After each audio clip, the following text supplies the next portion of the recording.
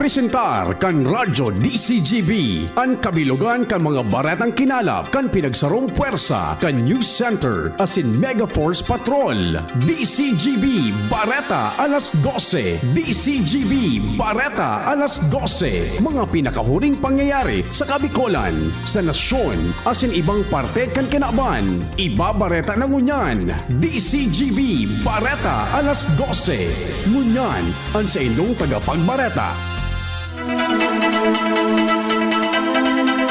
Maray na pagkaw to mga tugang, ininapuan ka tereponan, kan mga darakulang bareta ang ngunya na pagkaw to. Aldaw nin Sabado, Petsa 11 kan Hulyo 2026. Kami po ang sindong magiging tagapagbareta. Ako po si Nicole Ann Gloriani. Ako man po si Angel Mostaza. Sa headlines kan mga bareta, and headlines kan mga bareta sa lado lokal. 2026 Albay Intertown Governors Cup, formal nang bubuksan ngunya na aldawa. Fivox na irehistro ang pinakalangkaw na SO2 emission kan Bulkan Mayon sa laog nin 16 na taon. Nagkaperang biyahe kan sa kadagatan kan Rehiyon Bicol mantinidong suspendido.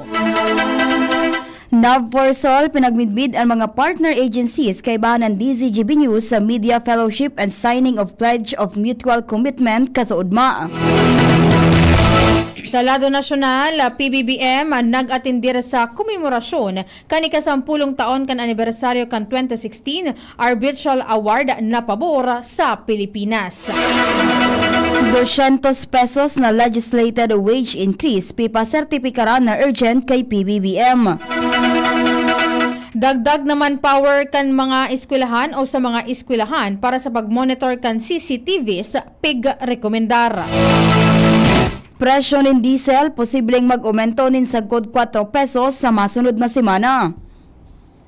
Sa lado kan ibang nasyon, Taiwan, China asin Japan naganda na sa pagrapado kan Typhoon Inday. Sa lado kan Karawato Sports, Pinay tennis star Alex Ayala excited na sa fan meet sa Makati matapos ang historic Wimbledon run. Sa detalyes kan mga bareta, ang detalyes kan mga bareta sa lado lokal. Ang baretang ini hatod sa Indukan. Artrisin Joint Supplement. Bumabagal ang galaw dahil sa joint pain at arthritis. Mag-Artrisin. Formal nang bubuksan muna na aldaw ang seremonyas para sa 2026 Albay Intertown Governors Cup alauna nin pagkahapon sa Albay Astrodome. Sa ipinalawas na piso, mapuon ang parada sa Hampangkan Albay Cathedral asin Legazpi City Treasurer's Office bago mag-agi sa Rizal Avenue, Peniranda Park, Governor Locsin Street, El Rivera Street asin ang Vinson Street pasisiring sa Albay Astrodome. Kaibahan sa parada ang colors and banners, Mariners Band and Majorettes, mga opisyal kan gobyerno probensyal in Albay, asin mga delegasyon hali sa Primer, Segundo asin Tercer Distrito kan probinsya. Pinagabisuan man ang mga motorista na lauman ang magabat na bulos sin trapiko dahil lanta paramihan sa isasarado ang nagkapirang tinampo sa kahalabaan kan parada o ruta kan parada ngunya na pagkaudto. Pinagrekomendar man ang paggamit kan mga alternatibong ruta tanganing maibitaran ang kaulangan sa biyahe. Ang ini hatod sa Indukan. Ginebra San Miguel. Tatak ng tapang. Tatak Ginebra. Nairehistro kan DOST Fivox ang pinakahalangkaw na sulfur dioxide o SO2 emission kan Bulkan Mayon sa laog ni 16 na taon. Sa ipinaluwas na abiso kan ahensya o inabot sa 7,475 tonelada kada aldaw ang ibinugang volcanic gas kan Bulkan kasuudma sa ika-186 na aldaw kain nin eruptive unrest kaini. Sigun sa Fivox, alagad na bawasan ang nairehistrong rockfall asin pyroclastic density current o uson kan mga kaaging aldaw na indikasyon ng pagluya kan pagrasay kan lava hali sa bunganga. Ang biglang paglangkaw kan SO2 emission ang posibleng senyales ng panibagong aktibidad kan bulkan. Dagdag pa kan ahensya, posible pa man sa giraray na maka-eksperyensya ng lava flow, pagrasay ng mga gapo, uson asin ashfall lalo na sa sur asin esteng parte kan bulkan na posible pang dumala dahil sa maraot na panahon dara kan bagyong Inday. Sa giraray na pinag-abisuhan kan Fivox ang publiko na daay maglaog sa laog ug kan 6 kilometer permanent danger zone asin maging preparado laban sa posibleng lahar asin sediment-laden stream flow lalo na kung magpapadagos ang makusog na pag-uuran sa probinsya nin Albay. Kanselado pa man gararay ngunya na Sabado, Hulyo 11, ang nagkapirang biyaheng pandagat sa Rehiyon Bicol dahil sa padagos na epekto kan bagyong Inday sigon sa Philippine Ports Authority o PPA. Kaibahan sa mga suspendidong biyahe, ang rutang Masbate City, Pilar, Sorsogon kan Montenegro, shipping lines, Pasakaw, Camarines-Sur, San Andres, Quezon via San Pascual, Masbate kan Star Host shipping lines, Masbate City, Tulagundi, Tikaw Island kan Angel Wings, Matnog, Maginoo, Calbayog City kan ALDC Transport, Pasakaw, Mobo, Masbate kan Co Shipping Lines, San Jacinto, Masbate, pasisiring sa Bulan, Sorsogon kan Barona Sea Lines, San Fernando, Tikaw Island, pasisiring sa Bulan, Sorsogon kan Super Freya Sea Transport, asin ang DCS Sunriser Sea Transport, asin ang Mobo, Masbate, pasisiring sa Piduran, Albay kan Co Shipping Lines. Pinag-abisuan man kan PPA ang mga pasahero na makipag-koordinar muna sa kanya-kanyang shipping line o pinakaraning pantalan tanganing maaraman ang pinakaultimong abiso bago magpasiring sa mga pantalan asin magbiyahe. Pinagrekognisar kan Naval Forces Southern Luzon o NAVFORSOL ang mga katabang kaining ahensya, lokal na gobyerno, pribadong sektor asin mga media organizations kaibahan ang DZGB Radio sa ginibong media fellowship and signing of pledge of mutual commitment kasaudma sa Fleet, Marine o Marine Quarterdeck Naval Station Hulhasan Arasain sa Rawis, Legazpi City. Sa ginibong programa, pinasalamatan ni NAVFORSOL Commander Commodore Estelito Lagadia Jr. Philippine Navy ang mga stakeholders asin media partners sa padagos na pagpapahiling nin pakikisumaraw asin suporta sa mga programa asin misyon kan hukbong dagat. Sigon pa kay Lagadia na ang trayumpo o ang mga trayumpo kan ahensya ang bunga kan pinag-iribahan na aksyon asin matibay na pakikipagkoordinar sa pag-ultanan kan mga militar asin iba pang kaibahan na sektor. Nangapunan man si Lagadia nin padagos na kooperasyon asin commitment hali sa gabos na stakeholder tangani mas mapakusog pa ang maritime security, disaster response, environmental protection, humanitarian missions, community outreach, youth engagement asin strategic communication para sa katrangkiluhan asin seguridad sa Southern Luzon.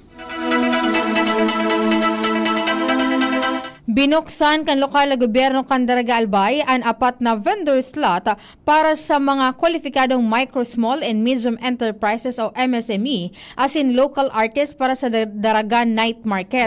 Sigun sa lokal na gobyerno kan Daraga na pinamamayuhan ni Mayor Vic Perete, kaibahan ang Daraga Tourism, Culture and Arts Office asin Daraga Night Market, pigin ganyar ang mga nagtitindanin lokal na mga produktong pagkaon, abaka crafts, woven products, stone crafts asin iba pang locally made non-food products na mag-apply. Tanganing maging kwalifikado kinakaipuhan na bona fide na residente kan Daraga ang aplikante asin may maipahiling na valid proof of identification or residency.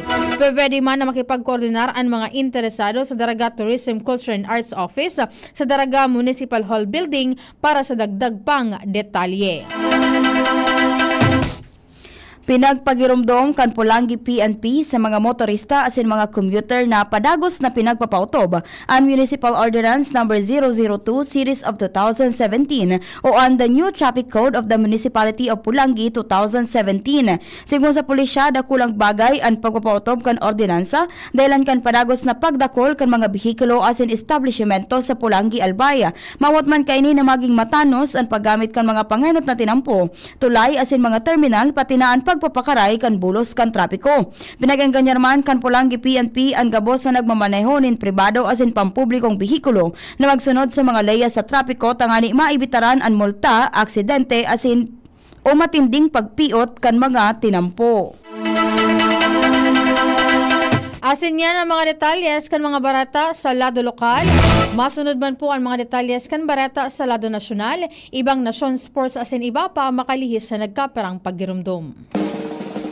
May iba't ibang karamdaman ka ba gaya ng high blood pressure, diabetes, sakit sa puso, sa kidney, sa atay, may myoma, na stroke, may gallstones, cancer at marami pang iba? Ang Amazing 4 ng Miracle Health Corporation ang subukan mo. Makakatulong dahil mula ito sa epektibong Amazing Trio at mas lalo pang pinalakas dahil sa Mega 1 na mayroong 21 sangkap. Subok ng nagpapalakas ng immune system at marami na ang mga natulungan na mayroong iba't ibang karamdaman. Huwag nang patagalin pa. Halina't magpakonsulta. Maaaring pumunta kay Doc Joey Bitito sa Barangay 18, Cabangan West, Legazpi City, kaharap lang ng Bangko Sentral ng Pilipinas. O tumawag sa 0998-975-8121 or 0917-853-8933 para sa free consultation sa natural medicine. Mapapanood din ang serbisyong natural, kalusugan at bayanihan sa YouTube channel at sa Facebook page na Doc Joey Bitito. Jericho Rosales po! Ibang level na tayo! For liver health, Silimarin plus multivitamins Liverade Pro. I take it every day with proper diet and exercise. Ang Liverade Pro ay maaaring makatulong sa proteksyon ng atay at support and aid sa treatment ng chronic inflammatory conditions tulad ng fatty liver. Mag-liver up na! Silimarin plus multivitamins Liverade Pro. Silimarin plus multivitamins is the generic name of Liverade Pro. If symptoms persist, consult your doctor. Proteksyon at tulong sa atay, Liverade Pro. May Silimarin, may multivitamins pa. Liver up na tayo with Liverade Pro. Inihahatod sa inyo kang Department of Environment and Natural Resources, Regional Office No. 5, ang programang Kapalibutan Ta at Tamanon Ta. Kapalibutan Ta at Tamanon Ta. Programang magtataon ng impormasyon asin kaaraman, manangod sa satuyang kapalibutan, asin sa mandato kan Department of Environment and Natural Resources. Sa tunghinanyugon, kada Huwebes alas 11 sagkod alas 12 nin pagkaudto, Kapalibutan Ta at Tamanon Ta. Hatod sa inyo kang DENR Regional Office 5 asin kan istasyon na ini.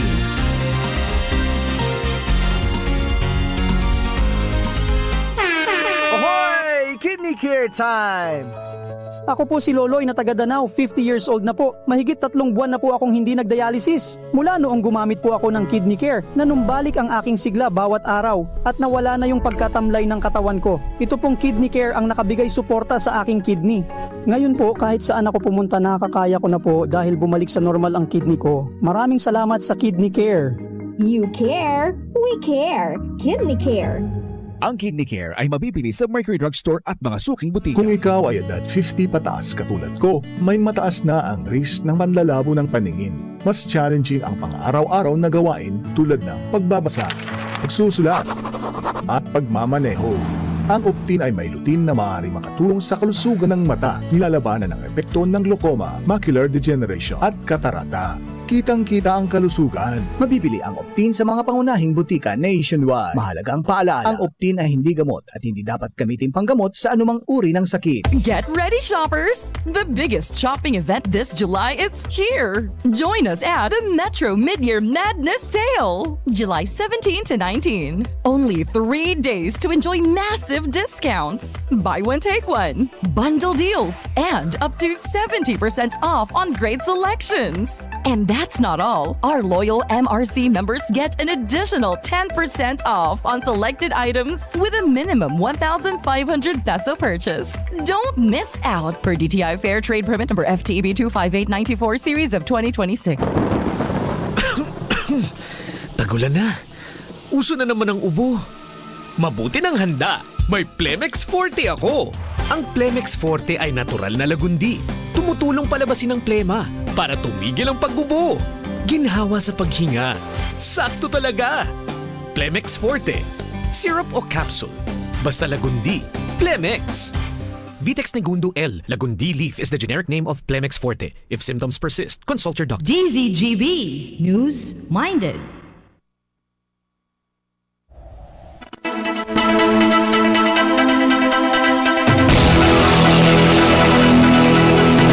Sa detalyes man kan mga barata sa lado nasyonal, nagatindira si Presidente Bongbong Marcos Jr. sa paggiramdom sa ikasampulong taon na anibersaryo kana may kahistoryang 2016 Arbitral Award na nagmidbid sa diretsyo kan Pilipinas may kinaraman sa issue kang South China Sea.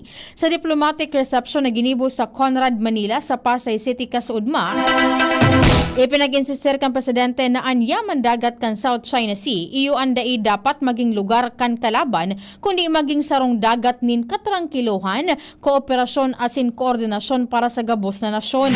Tinawanin doon ni Marcos na anpang haluya nakatrangkiluhan, iyuan makakamtan sa na kung ini nakabase sa hustisya, pagrespeto sa lambang saro asin pagkapantay-pantay kan soberanya kan lambang nasyon.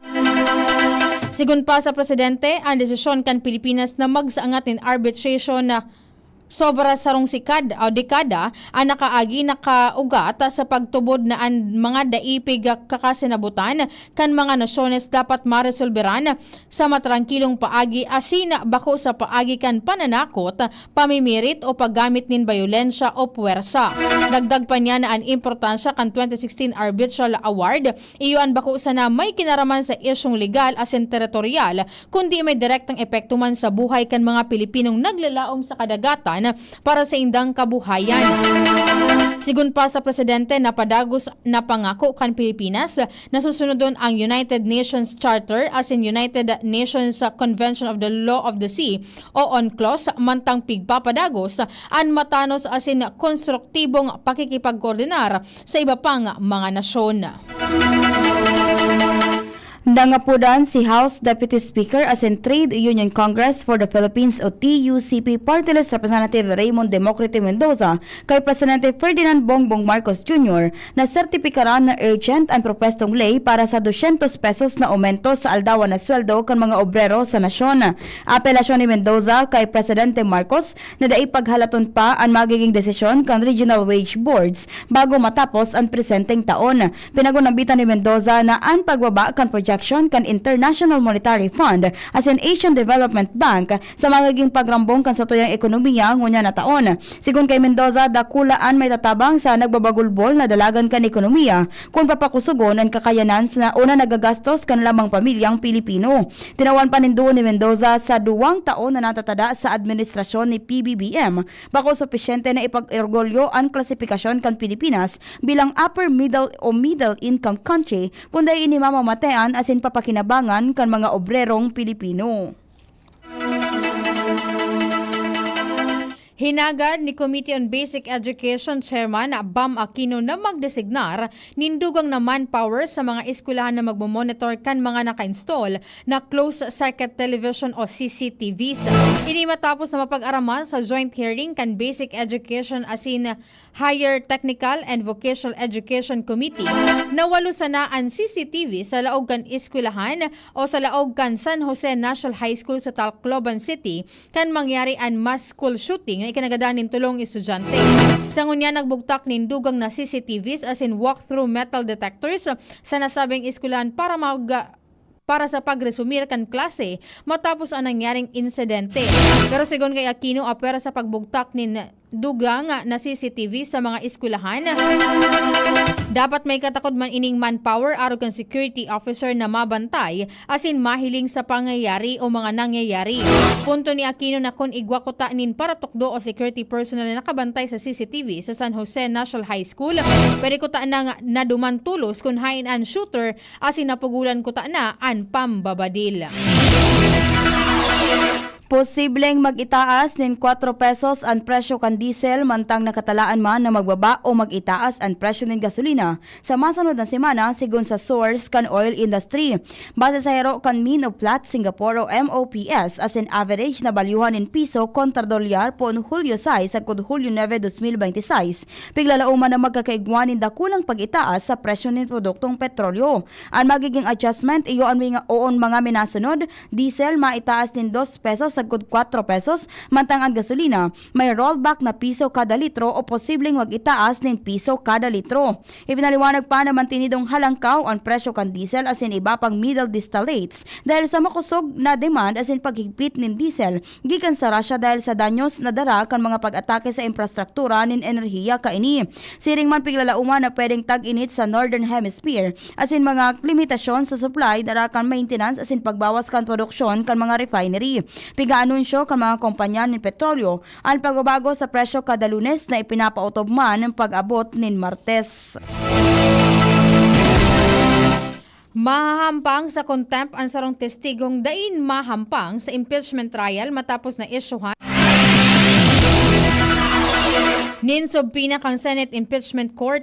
Sigun kay Attorney Reginald o Reginald Tungol, tagapagtaram kan Impeachment Court, in kaso dahi magsunod sa subpina kan korte, ang sarong testigong pipahampang sa pagdangog, mahampang ini sa contempt of court.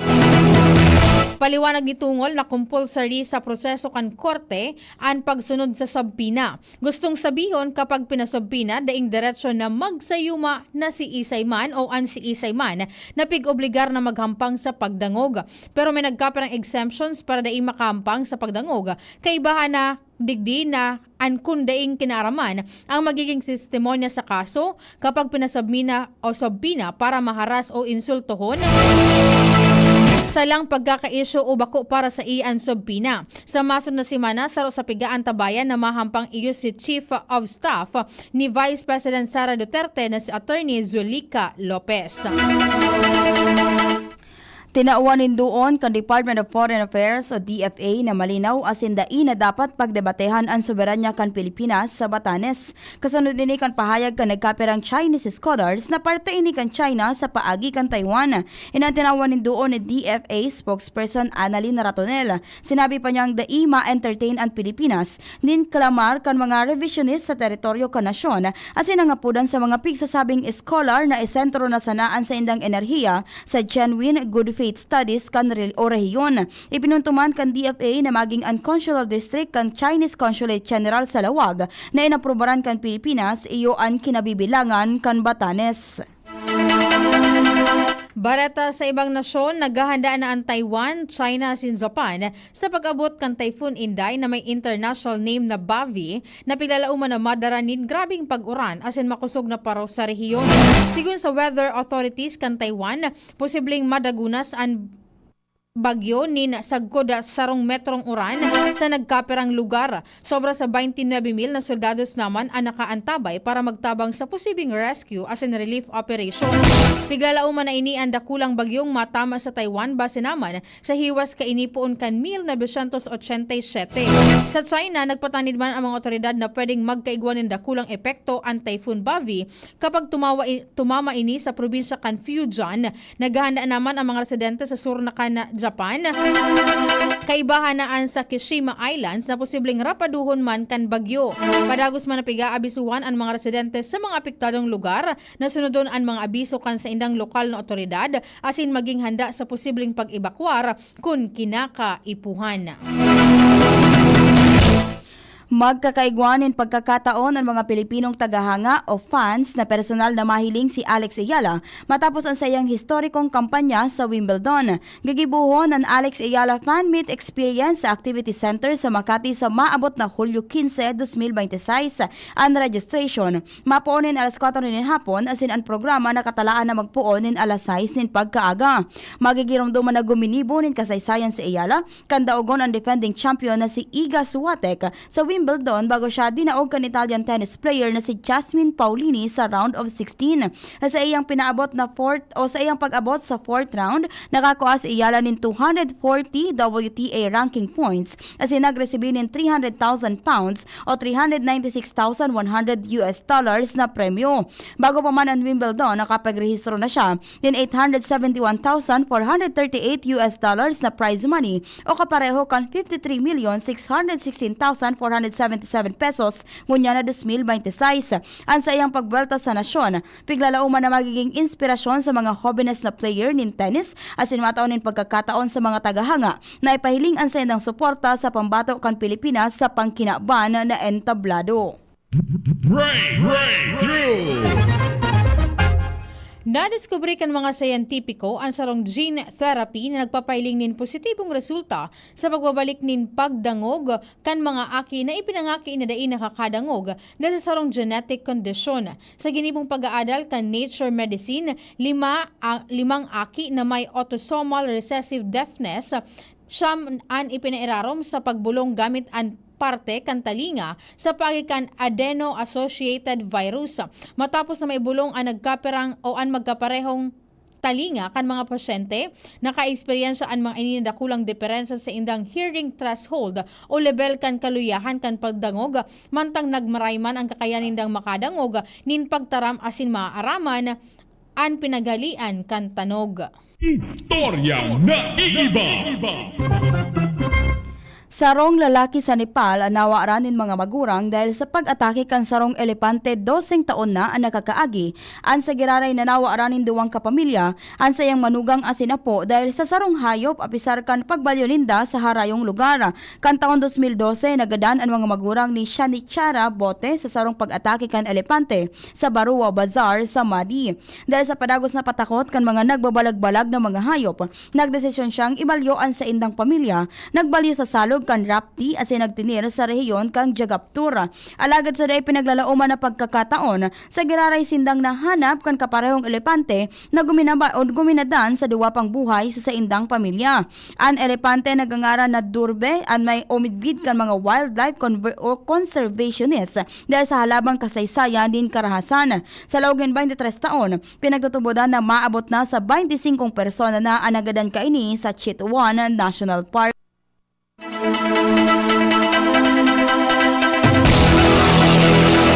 Asin yan mga tugan, ano nga detalye, mga bareta sa lado lokal, nasyonal, asin iba pa. Pinagtarabangan ay surat dyan sa samuyang DCGB News Page. Sa pangyayat po yan kan samuyang news manager, asin news director, Sir Mar de la Cruz, asin ni Nicole Ann Gloriani. Kaibanan mi po sa lado teknikal, si Kuya Jun Napoles, kaibanan samuyang mga OJT, hali sa Sorsogon State University, si Dexter Amador, asin si Roland Patola, si Jerome Nico Martinez sa lado kan IT. Kami po ang sa indong naging tagapagbareta. Ako po si Nicole Ann Gloriani. Ako man po si Angel Mustaza, nagsasabing salamat kan sa inyong pag-antabay. Happy weekend! Sa indong nadangog ang mga darakulang bareta ngunyan na aldaw. Ang tabayan ng giraray sa aga, ang sarupang edisyon kan DCGB Bareta alas 12. Abangan ang masunod na programa.